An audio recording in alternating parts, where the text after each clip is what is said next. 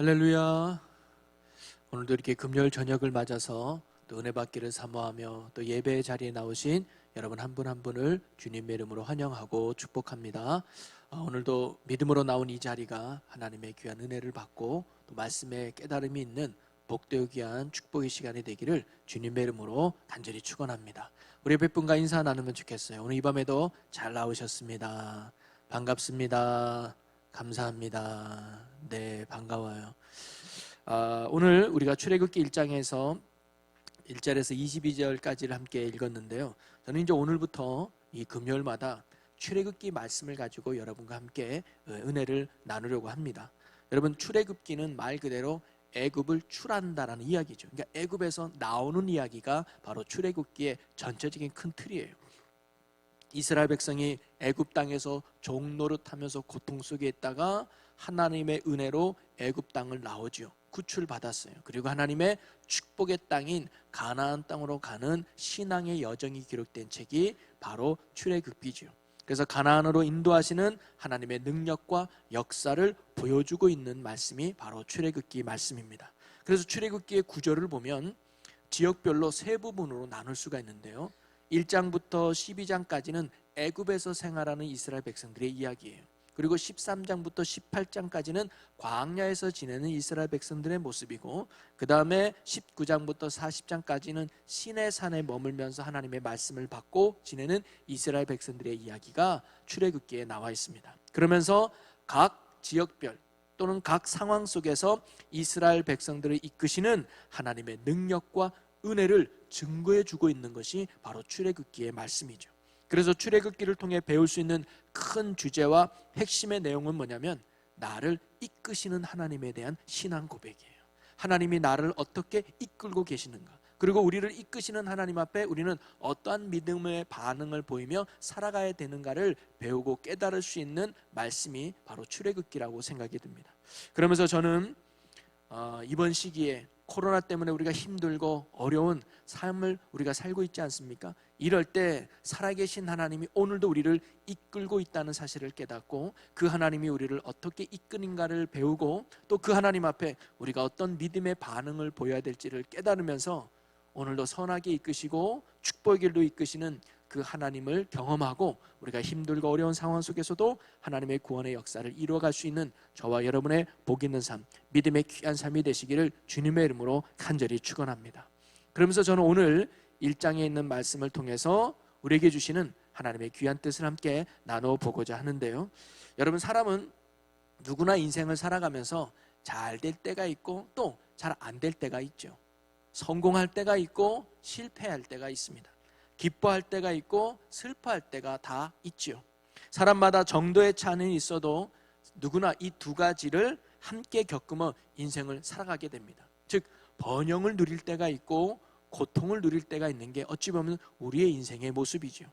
그래서 우리는 누구나 잘 될 때는 낙관적으로 살게 되고, 잘 안 될 때는 사람이 비관적으로 살게 되기도 하죠. 우리는 오늘 출애굽기 1장의 말씀 속에서 바로 이스라엘 백성들의 번영과 고통의 역사가 함께 교차하고 있다는 것을 오늘 우리는 말씀에서 찾아볼 수 있습니다. 오늘 우리가 1장 1절부터 22절까지 말씀을 읽었지만 이 말씀은 크게 두 부분으로 나눠볼 수 있어요.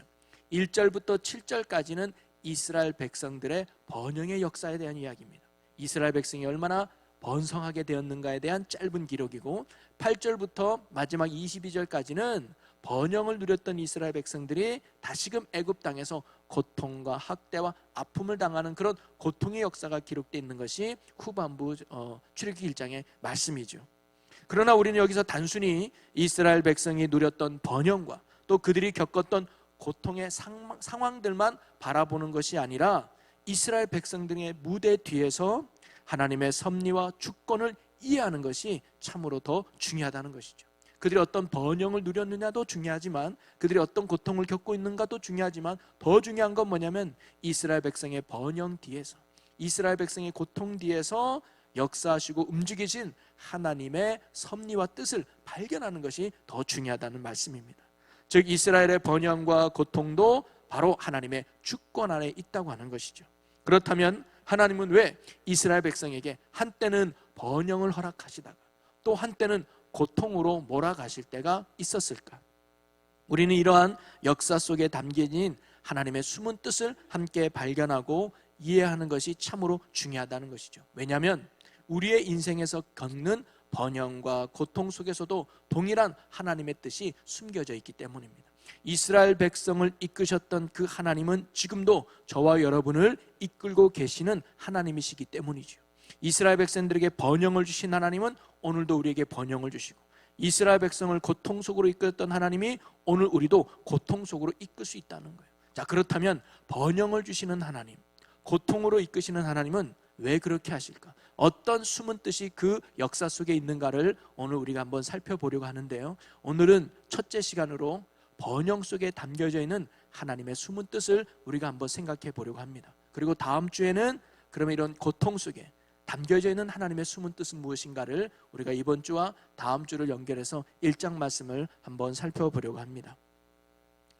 자, 먼저 오늘 우리가 1절에서 7절까지 말씀에 나오는 이스라엘의 번영의 역사 속에 담겨져 있는 하나님의 숨은 뜻을 우리가 한번 살펴보려고 하는데요, 하나님이 왜 번영하게 하셨는가? 많은 숨은 뜻이 있을 수 있어요. 그런데 오늘은 1장에 나오는 이스라엘 백성들의 배경 속에서 우리가 숨은 뜻을 한번 살펴보려고 합니다. 자, 1절에서 7절까지는 이스라엘에게 번영을 허락하시는 하나님의 역사의 이야기죠. 즉 번영의 섭리를 말하고 있습니다. 축복의 섭리죠. 하나님은 하나님의 백성들을 잘 되게 하시는 선하신 하나님이신 줄로 믿으시기를 바랍니다. 하나님이 태초에 인간을 창조하신 후에 제일 먼저 하신 게 뭐냐면 복을 주셨다 그랬어요. 그래서 그들에게 복을 주시며 이르시되 생육하고 번성하고 땅에 충만하라, 그리고 땅을 다스려라. 여러분, 하나님은요 오늘도 우리에게 복을 주시는 하나님, 그래서 우리를 번영케 하시는 축복의 하나님이신 줄로 믿으시기를 바랍니다. 오늘 이스라엘이 누렸던 번영의 내용은 무엇이냐? 야곱의 시대에 이스라엘의 창세기는 내 사건 내 인물이잖아요. 내 인물이 누구예요? 12장부터 아브라함부터 시작해서 아브라함의 아들이 누구예요? 이삭, 이삭의 아들이 야곱, 야곱의 아들이 요셉, 이러면서 4명의 인물 사건이 창세기 마지막까지 이어지는데, 야곱의 시대 때 이스라엘 백성에 큰 흉년이 들게 되죠. 그런데 그때 이스라엘에 먹을 것이 없는데 애굽 땅에는 먹을 것이 많다는 소문을 듣고 그 양식을 구하러 애굽에 오게 되는데, 그 애굽에 떠났던 요셉이 총리로 있다는 것을 알게 되고, 이 요셉은 떠났던 가족들을 애굽 땅으로 모셔오게 되죠. 그래서 야곱과 그의 모든 식구들이 애굽으로 이민 가는 사건이 일어나게 됩니다. 먹고 살기 힘드니까 애굽으로 이제 먹을 게 많은 애굽으로 이민 오는 거죠. 우리도 충주 땅에 혹시 먹고 살기 힘들면 다른 데 가는 거 아니겠어요? 우리나라에서 살기 어려우면 외국으로 이민 가는 사람들도 많잖아요. 역사도 막 그런 거예요. 지금 살기 힘들면 살기 좋은 곳으로 이민하는 거 어떻게 보면 당연한 일인지도 모르겠어요. 그런데 이 야곱과 그의 가족들이 흉년을 피해서 애굽 땅으로 왔을 때 처음에 인원이 몇 명이냐? 70명이에요. 오늘 5절에 보니까 야곱을 비롯한 형제들이 70명이라고 나와요. 자, 그런데 430년 동안 시간이 지난 후에 이들은 어떻게 되었을까? 7절 말씀입니다. 우리 7절을 함께 읽어볼까요? 이스라엘 자손은 생육하고 불어나 번성하고 매우 강하여 온 땅에 가득하게 되었더라. 아멘. 그들은 생육하고 번성하고 매우 강하게 되며 온 땅에 가득하게 되었더라 라고 나옵니다. 온 땅에 가득했다는 말은 뭐냐면 사람들이 무시할 수 없는 강한 존재가 되었다는 의미죠. 정확한 숫자에 대해서는 오늘 본문에는 나오지 않지만 이 이스라엘 백성들이 애굽 땅을 나온 후에 광야에서 인원을 조사하고 발표한 말씀이 있습니다. 출애굽기 12장 37절에 보니까 이스라엘 자손이 람셋을 떠나서 숫곳에 이르니 유아 외에 보행하는 장정이 60만 가량이요. 장정만 60만 명이니까 이거는 어른들만, 남자 어른들만 60만 명이에요. 그래서 아내와 어린이까지 합치면 최소 한 200명 정도 되는 인원이 이스라엘 민족이 아니겠는가라고 추측을 해요. 70명으로 시작한 이스라엘 민족이 400년이 지나니까 200만 명이나 되는 어마어마한 인구로 불어났던 것이죠. 이건 당시로는 굉장한 숫자입니다. 이 정도 인원이면요 정말 아무도 무시 못할 큰 민족이 되는 것이죠. 이것이 바로 하나님이 이스라엘 백성에게 주신 번영의 역사요, 번영의 축복이라는 거죠. 또한 하나님의 번영은 단순한 인구의 숫자에만 증가된 것이 아니라 그들의 인구가 늘어나는 430년 동안 그들은 아무런 고통 없이 평화롭고 안전적인 삶을 살아갈 수 있었다는 거예요. 자, 그렇다면 이스라엘 백성이 본국도 아니고 흉년을 피해서 내려간 애굽에서 하나님이 이렇게 번영과 축복을 허락한 이유는 어디에 있었을까? 우리는 오늘 두 가지를 한번 생각해 보려고 하는데요. 그 첫째는 뭐냐면 개인적 고통을 보상하시는 하나님의 선하심을 보여주고 있는 거예요. 하나님은요, 자신이 선택한 백성이 고통과 아픔 속에 있기를 원하지 않으십니다. 그 고통을 넘어서, 그 아픔을 넘어서 축복으로 가기를 원하시는 분이 선하신 하나님의 마음이에요. 그래서 로마서 8장 28절에 보니까 하나님을 사랑하는 자 곧 그 뜻대로 부르심을 입은 자들에게는 모든 것이 합력하여 선을 이루느니라. 아멘. 고통은 과정이고 그 끝에는 반드시 선하신 하나님의 축복이 있다고 하는 사실입니다. 여러분, 하나님의 백성에도 고통은 찾아와요. 누구도 고통은 예외가 없어요. 그러나 하나님의 백성은 고통만 있는 것이 아니라 반드시 고통 뒤에는 선하신 하나님의 은혜의 열매가 있다는 사실이죠. 하나님은 하나님의 백성의 고통을 반드시 선으로 변화시켜 주신다고 약속하신 하나님이에요. 반드시 선을 이루시는 선하신 하나님이심을 증거해 주고 있는 거죠. 하나님의 섭리와 계획 속에 우리가 살아보면 아픔과 고통도 있지만 그 끝은 선하심을 이루어 가신다는 사실을 오늘 우리는 분명히 믿어야 되는 것이죠.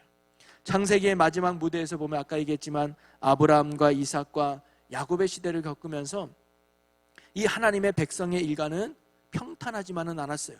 무척 고통스럽고 힘든 여정들의 삶을 이들이 살아왔죠. 하나님의 부르심으로 가나안 땅에 적창했지만 아브라함도 애가 없어서 100세까지 얼마나 힘든 인생을 살았습니까? 큰 민족이 되기는커녕 야곱 시대에는 오히려 흉년으로 인해서 견제적 고통 속에 살아가야 될 아픔의 민족이 하나님의 부름을 받은 그 민족이었습니다. 그러나 하나님은 고통 속에 그들을 결코 남겨두지 않았다는 것이죠. 하나님은 한 사람을 통해서 먼저 애굽으로 보내게 됩니다. 그 사람이 누구예요? 바로 요셉이죠. 하나님은 요셉이 형들에게 팔려서 노예로 가게 되고 억울하게 감옥돼 지내면서 그 애굽에서 힘든 고통의 삶을 살게 하십니다. 그러나 그것이 바로 이스라엘 백성을 살리기 위한 하나님의 선하심, 섭리의 계획이라는 것은 그때는 아무도 몰랐을 거예요. 누구도 예측하지 못했을 것입니다. 창세기에서 가장 감동적인 한 대목을 찾으라고 한다면 요셉이 총리가 되었을 때 형들이 식량을 얻으려고 애굽으로 와서 초인인 요셉 앞에 섰을 때, 그래서 형들이 요셉이라는 사실을 깨닫고 두려워 떨 때 그 형들을 향한 요셉의 말이 참으로 감동적이고 중요한 대목이죠. 그때 요셉은 형들에게 이렇게 말합니다. 창세기 45장 5절입니다. 당신들이 나를 이곳에 팔았다고 해서 근심하지 마소서, 한탄하지 마소서. 하나님이 생명을 구원하시려고 나를 당신들보다 먼저 보내셨나이다. 당신들이 나를 이곳에 팔았다고 걱정하지 마세요. 염려하지 마세요. 내가 혹시 형님들에게 복수하지 않을까 두려워하는 마음이 있다면 그거 괜한 걱정이니까 그런 마음 버리세요. 나는 믿어요. 나는 믿습니다. 하나님이 우리 가족을 또 생명을 또 우리 민족의 생명을 구원하시려고 나를 당신분들보다 먼저 앞서서 이곳에 보낸 것뿐이에요. 즉 나를 애굽에 보낸 건 당신들이 아니라 하나님이 나를 이곳에 보낸 거야라고 바로 요셉이 고백하고 있는 거죠. 여러분, 이 고백은 무엇을 의미합니까? 바로 하나님의 주권을 인정하는 요셉의 믿음을 고백할 수 있어요. 내가 비록 고통 속에 있지만, 내가 비록 아픔 속에 있지만 내 온 역사를, 나의 삶을 주관하시는 하나님은 고통이 끝이 아니라, 아픔이 끝이 아니라 반드시 선한 뜻을 이루시는 신실하신 하나님이라는 믿음이 요셉에게 있었고 그것을 지금 고백하고 있는 거예요. 내가 비록 고통 속에 노예로 살고 감옥 생활을 했지만 그것이 형님 때문이 아니라 선한 것을 이루려고 하시는 하나님의 계획과 섭리 속에서 이곳에 온 거예라고 하는 요셉의 믿음의 고백이죠. 바로 그 믿음의 고백이 있었기에 그는 고통의 순간을 견디며 인내할 수 있었던 것입니다. 사랑하는 성도 여러분, 우리도 어떤 고통도 또는 하나님의 섭리를 떠나서 우연히 우리에게 오지는 않는다는 거예요. 하나님은 우리에게 고통 그 자체를 가하기 위해서 하나님의 백성들의 삶이 고통 속에 일부러 허용하지는 않는다는 것입니다. 당시에는 그것이 고통이며 불행이며 말할 수 없는 아픔이지만, 그러나 우리는 이 모든 것 뒤에 배후에는 하나님의 선하신 섭리가 움직이고 있다는 사실을 우리는 꼭 믿으셔야 한다는 거죠. 선하신 하나님의 역사가 우리의 삶에 있다는 사실을 믿어야 된다는 겁니다. 지금 우리가 코로나라고 하는 아픔과 어려움 속에서 우리가 지금 지내고 있죠. 그러나 코로나 뒤에서 선하심으로 이끄시는 하나님의 손길이 있다는 사실을 우리가 믿어야 된다는 거예요. 비록 지금은 고통이고 지금은 힘들고 지금은 아프지만 선하신 하나님의 축복의 역사가, 선하신 하나님의 번영의 은혜가 우리의 삶에 반드시 일어난다는 그 믿음을 가지라는 것이 오늘 말씀의 가르침이죠.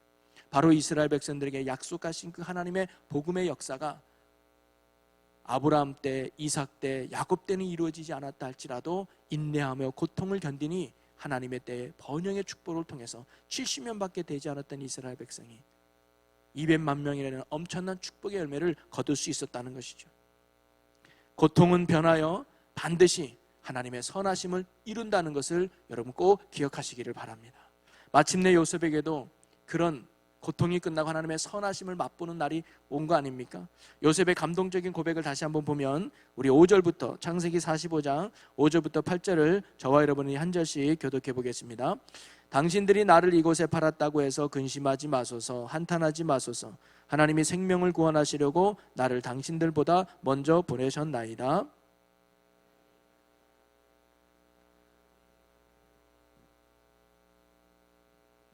하나님이 큰 구원으로 당신들의 생명을 보존하고 당신들의 후손을 세상에 두시려고 나를 당신들보다 먼저 보내셨나니.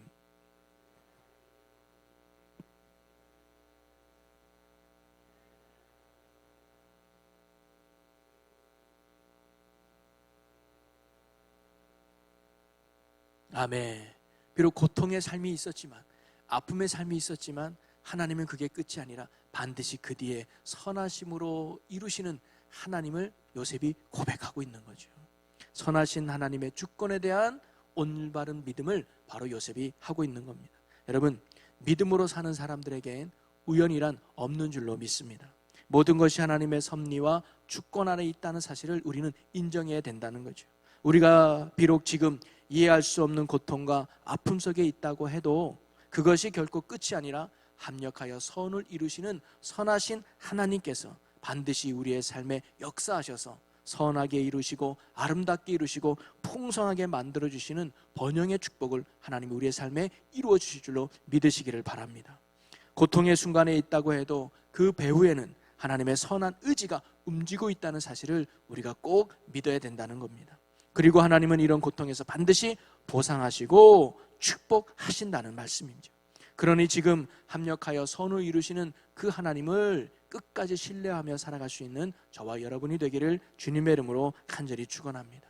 바로 애굽 땅에서 그들이 오래간만에 누리는 이 평안과 안식은 하나님의 백성 개개인의 고통을, 믿음의 고통을 보상하시는 하나님의 선하심의 결과라고 할 수 있는 것이죠. 그러기에 오늘도 마찬가지입니다. 하나님의 번영은 어느 때에 우리의 삶에 이루어지는가? 하나님은요, 그동안 우리가 흘린 눈물을 다 기억하십니다. 그리고 우리의 괴로웠던 가슴도 아십니다. 믿음의 간구의 기도, 이루어지기를 바라는 흔들림 없는 그 믿음의 삶, 이루어지지 않았을 때 그 괴로움들도 하나님은 다 아신다는 거죠. 또 우리가 지나야만 했던 어두운 터널의 고독도 하나님은 다 보고 알고 계십니다. 그리고 하나님은 마침내 우리의 그 고통을 넘어서 선하심으로 보상해 주신다는 사실이죠. 우리가 고통의 삶을 인내하고 끝까지 믿음으로 견뎌낼 때 하나님의 축복은 우리의 삶에 큰 보상으로 다가올 줄로 믿습니다. 그러므로 여러분, 고통 뒤에 선을 이루시는 하나님을 끝까지 신뢰함으로 나갈 수 있는 여러분이 되시기를 주의 이름으로 간절히 축원합니다. 고통이 끝이 아니라 이 뒤에는 반드시 선하신 하나님의 약속이 이루어진다는 믿음을 가지고 나갈 때 하나님의 번영이 우리의 삶에 이루어진다는 거죠. 그리고 우리에게 생애 번영이 찾아왔을 때 하나님을 찬양할 수 있는 우리가 되기를 소망합니다. 여러분의 지난날의 고통과 고독과 아픔을 아시고 이제는 그의 선하심으로 후히 보답하시려는 하나님의 은혜를 찬양할 수 있는 저와 여러분이 되기를 소망합니다. 이처럼 믿음의 고통 뒤에는 반드시 선하신 보상이 있다는 것을 오늘 이스라엘 번영의 모습을 통해서 우리는 깨달을 수 있죠. 자, 두 번째로 이스라엘의 번영을 통해 하나님의 역사의 숨으신 뜻은 뭐냐면, 하나님은 이러한 번영의 섭리는 비단 개인만 번영하고 개인만 축복하고 개인만 잘 되는 것이 아니라 공동체를 위한 축복, 공동체를 위한 섭리였다는 사실을 오늘 우리에게 가르쳐주고 있는 거죠. 바로 공동체 안에서 하나님의 뜻을 이루고자 하시는 하나님의 선하심의 역사라고 할 수 있습니다. 바로 이스라엘 민족을 하나님이 원하는 민족으로 세우려고 하는 그 축복의 은혜가 바로 하나님의 번영에 담겨 있다는 것입니다. 요셉을 향한 섭리, 야곱을 향한 섭리, 이것은 비단 야곱 개인이나 요셉 개인을 향한 하나님의 섭리뿐만 아니라 이것은 더 나아가서 이스라엘 공동체, 이스라엘 백성을 향한 하나님의 공동체적인 섭리의 역사였다는 사실이죠. 하나님은 개인을 돌아보시고 개인의 삶 가운데 꾸준히 섭리의 손길을 펼쳐가십니다. 그래서 우리의 아픔을 돌아보시고 우리의 고통을 살피셔서 우리의 삶을 축복과 번영의 길로 인도하시는 사랑의 손길을 오늘도 우리 개개인에 펼치시고 계시죠. 그리고 동시에 하나님은 또 우리 개인들을 묶어서 우리의 공동체 안에 하나님의 선을 이루어 가신다는 거예요.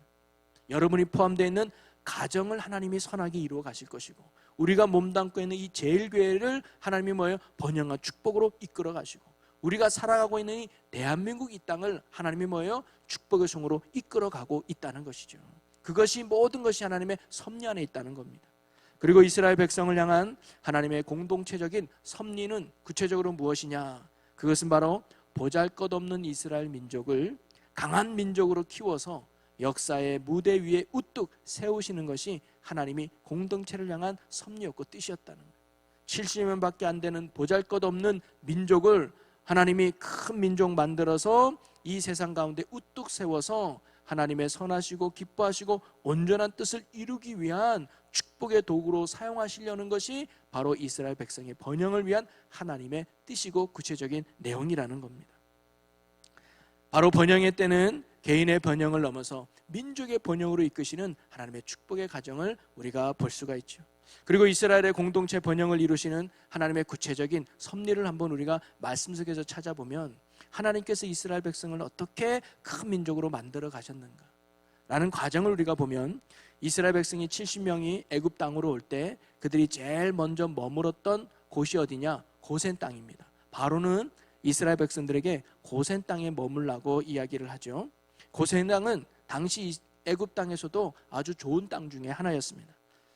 아주 비옥한 땅이 바로 고센 땅인데 그 땅을 이스라엘 백성들에게 준 거예요. 그 배경에는 이런 말씀이 있어요. 자, 창세기 46장 34절을 보면, 당신들은 이르기를 주의 종들은 어렸을 때부터 지금까지 목축하는 자들이 온대 우리와 우리 손조가 다 그러하니이다 하소서. 애굽 사람은 다 목축을 가증히 여기나니 당신들이 고센 땅에 살게 되리이다. 당시 고센 땅은 목축하는 사람들이 많이 지내고 있었습니다. 이 목축업을 하는 이스라엘 백성들에게는 이 고센 땅이 참으로 적합한 땅이었단 말이에요. 그런데 그 당시 애굽 사람들에게는 고센 땅이 그렇게 인기 있는 땅이 아니었어요. 왜냐하면 그 당시 애굽의 주 사업은 뭐냐면 농사였습니다. 나일강이라고 하는 사계절 내내 마르지 않는 그 강이 있어서 농사가 주 업무였기 때문에 목축업을 하는 사람들을 가소롭게 여기고 무시하고 별 볼일 없게 생각했거든요. 그래서 목축업을 하는 사람들이 머무는 고센 땅을 애굽 사람들이 별로 중요하게 여기지 않았던 거예요. 그런데 그 땅에 이스라엘 백성이 뭐 하는 거예요? 살게 된 거예요. 그러다 보니까 자동적으로 애굽 사람들이 이스라엘 백성들에게 간섭을 안 하는 거예요. 야, 내가 왜 이 땅에 낯설게 돌아왔냐 하면서 쉽게 말하면 뭐 텃세도 안 부리는 거예요. 왜? 어차피 뭐 간섭 안 하는 고센 땅에 살고 있으니까. 그러니까 낯선 땅에서 아주 자유롭게 이스라엘 백성들이 애굽에서 지내게 될 수 있었던 것이죠. 큰 간섭 없이 말이죠. 그리고 또 하나가 뭐냐면 애굽은 당시에 아주 강한 강대국이었습니다. 그렇기 때문에 이스라엘은 열방 가운데 최대 강국인 애굽 안에 지낸다고 하는 사실은 어떤 의미가 있느냐? 다른 나라들이 이스라엘을 넘볼 수 없다는 거예요. 부족하고 연약해도 강대국인 애굽 땅에 살고 있기 때문에 주변의 어떤 나라도 함부로 이스라엘 백성들을 잡아가거나 혼내거나 공격할 수 없었다는 거죠. 그러면서 그 나라의 참견도 전혀 받지 않으면서 또한 다른 주변 열방들에게도 보호받는 어떻게 보면 일석이조의 환경을 바로 이스라엘 백성들이 얻게 된 거예요. 그래서 성경학자들은요, 이 고센 땅을 가리켜서 이스라엘 민족의 인큐베이터였다라고 말하기도 합니다. 여러분, 인큐베이터가 뭐예요? 아이가 미숙아로 태어나거나 연약하면 그곳에서 건강하게 자랄 때까지 돌봐주는 안전한 어떤 그 병원의 장치가 인큐베이터 아닙니까? 바로 어린 생명, 즉 아주 연약한 생명이었던 이스라엘 민족을 70년밖에 안 되니까 얼마나 보잘것없겠어요. 다른 나라가 쳐들어와가지고 그냥 하면 그 민족이 금방 사라질 거란 말이죠. 이런 연약한 민족을 하나님이 뭐예요? 고센 땅이라고 하는 안전한 곳에서 잘 키워가지고 이제 뭐예요? 200만 명이나 넘는 민족을 만들어서 바깥 세상에 내어놓을 수 있도록 만든 땅이 바로 고센 땅이었다는 겁니다. 그러므로 우리는 전체적인 하나님의 역사를 조명해 볼 때 역사를 이끄시는 하나님의 큰 섭리 안에서 이런 계획이 숨어 있다는 사실을 우리가 뭐예요? 놓치지 말아야 되는 거예요. 우연히 고센 땅에 산 게 아니고, 바로 때문에 고센 땅에 산 것도 아니고, 요셉 때문에 고센 땅에 산 것도 아니고, 이스라엘 백성들이 원해서 그 땅에 산 것이 아니라 그 뒤에는 숨은 하나님의 이런 섭리와 뜻이 있었다는 사실을 우리가 깨달을 수 있다는 것이죠. 그 속에서 이스라엘 민족은 큰 민족으로 이룰 수 있었다는 거예요. 그 짧은 400년 동안 70년밖에 안 되는 이스라엘 민족이 200만 명이나 되는 인구가 되는 건 불가능했다 이 말이죠. 그런데 이런 섭리의 역사 속에서 그런 번영을 이룰 수 있었다는 겁니다. 또한 특별히 우리가 주목해서 봐야 될 중요한 성경 구절이 있다면 창세기 46장 3절 말씀인데 우리 한번 읽어보겠습니다. 하나님이 이르시되 나는 하나님이라 내 아버지의 하나님이니 애굽으로 내려가기를 두려워하지 말고 내가 거기서 너로 큰 민족을 이루게 하리라. 이미 하나님이 애굽으로 보낼 것을 약속하시고 거기서 큰 민족을 이루겠다고 이미 야곱에게 뭐예요? 말씀하고 계시는 거예요. 애굽 땅으로 내려가는 것을 두려워하지 말아라. 내가 너로 가서 큰 민족을 이루게 하겠다. 그러니까 애굽의 생활은 어떻게 보면 미리 계획된 하나님의 섭리였다는 것을 우리가 알게 되죠. 요셉 때문도 아니고 바로 때문도 아니라 하나님 때문에 그들이 애굽에 지내게 되고 고센 땅에 지내게 되고, 그것은 장차 이스라엘 민족을 하나님이 큰 민족으로 만들려고 하시는 거룩한 섭리와 뜻이 그 속에 담겨 있었다는 사실을 우리가 발견할 수 있습니다. 그리고 그 섭리는 어떤 섭리입니까? 단순히 큰 민족을 만들려는 게 아니에요. 단순히 인원만 많아지는 민족으로 만들려는 것이 아니라 이스라엘 민족을 강한 민족으로 세워서 하나님의 뜻을 이루는 영적 도구로 사용하시려는 하나님의 계획이 바로 그 축복 속에 담겨져 있다는 거죠. 그래서 우리가 마지막으로 중요하게 깨달아야 될 사실은 뭐냐면, 이런 번영을 주시는 하나님의 역사 속에서 우리가 발견해야 될 가장 중요한 영적 진리는 뭐냐면, 하나님의 이러한 번영은 바로 하나님의 뜻을 이루기 위한 과정이라는 사실을 우리가 믿어야 된다는 거예요. 하나님께서는요, 자신이 선택하신 이 민족을 키워가지고 사용하시고자 그들에게 뭐예요? 복과 축복을 주셨다는 거예요. 그러므로 우리는 삶 가운데 번영과 축복이 찾아왔을 때 우리는 이렇게 생각해야 됩니다. 그것은 우리로 하여금 그냥 잘 누리고 잘 먹고 잘 즐기고 잘 놀려서 이 땅에서 잘 먹고 잘 살자 하기 위해서 하나님 우리에게 번영을 주시고 축복을 주신 것이 아니라, 하나님이 우리를 이 땅 가운데 쓰시기 위해서 준비시킨 때라는 사실을 우리가 인정해야 된다는 거예요. 내게 하나님께서 물질의 번영을 주시고, 내게 하나님께서 건강의 번영을 주시고, 내게 하나님께서 지혜와 지식의 번영을 주셨다면, 그것으로 그러니까 이 세상에 떵떵거리면서 나를 드러내라고 주신 축복의 은혜가 아니라, 내게 주신 복으로 하나님을 위해 무엇을 해야 하는지를 묻는 사람이 우리가 되어야 된다는 거죠. 내게 주신 이 축복을 가지고, 내게 주신 이 건강을 가지고, 내게 주신 이 지혜와 물질의 축복을 가지고 하나님, 내가 무엇을 해야 됩니까? 라고 물을 수 있을 때 그 사람이 진정한 하나님의 축복을 받을 만한 자격이 있다는 거죠. 그렇지 않으면요, 번영과 축복은 오히려 우리에게 독이 되는 거예요. 그래서 하나님의 축복과 하나님의 번영을 사명으로 연결할 줄 아는 믿음과 지혜가 우리에게 있어야 된다는 겁니다. 우리를 하나님으로부터 멀어지게 하고 영적으로 병들게 하는 원인이 뭐냐면, 바로 하나님의 축복을 사명으로 연결시키지 못하면 그 축복과 번영은 오히려 우리의 삶에 영적인 독이 된다고 하는 사실이죠. 그게 이스라엘 백성들이 우리에게 보여주는 아주 확실한 증거들 아닙니까? 우리가 다음 주에 고통의 역사에서도 배우겠지만, 그들이 그렇게 고통을 당할 수밖에 없었던 이유는 뭐예요? 하나님이 받은 이 번영의 축복의 목적을 잃어버린 거예요.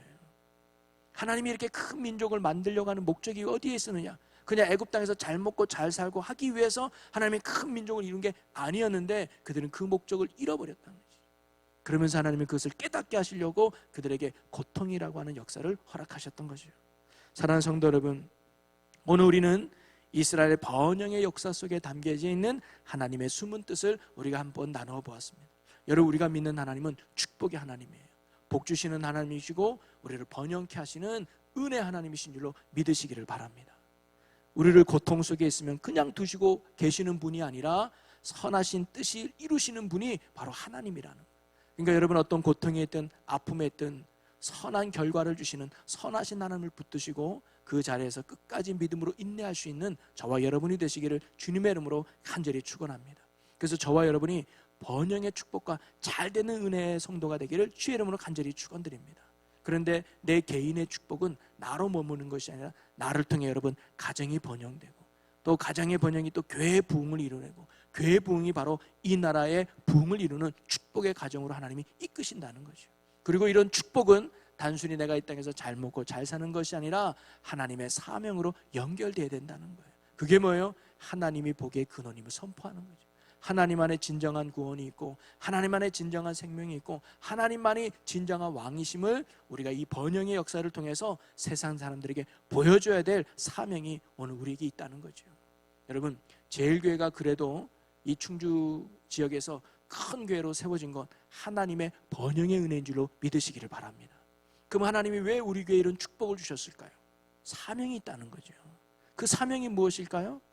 이 지역의 죽어가는 영혼을 살리고 이 지역의 작은 교회를 돕고 이 지역의 병든 영혼들을 섬기라는 그 축복의 사명이 오늘 우리에게 있는데 우리가 이 사명을 감당하지 못하고 그냥 우리끼리만 신앙생활을 한다면 오히려 이 축복은 독이 될 수 있다는 사실이죠. 우리가 그런 역사적 사명을 발견하고 이 시대에 그 사명을 감당해낼 수 있는 건강한 교회 또 복 있는 성도 여러분이 되시기를 주님의 이름으로 간절히 축원합니다. 오늘도 우리의 고통을 아시고 반드시 선하게 응답하시는 하나님의 축복과 번영의 은혜를 누릴 수 있는 여러분 모두가 되시기를 바라고요. 또한 하나님의 번영과 축복을 사명으로 연결해서 이 땅에 하나님의 위대하심과 영광을 만방에 보여주며 증거하는 그런 제일교회와 성도 여러분이 되시기를 주님의 이름으로 간절히 축원합니다. 우리 함께 기도하겠습니다. 할렐루야. 살아계신 하나님, 우리의 인생은 그냥 우연히 진행된 것 같지만 결코 그렇지 않고 보이지 않는 하나님의 손길 가운데 진행되는 주권과 섭리를 인정하며 살아가는 저희들이 되게 하여 주시옵소서.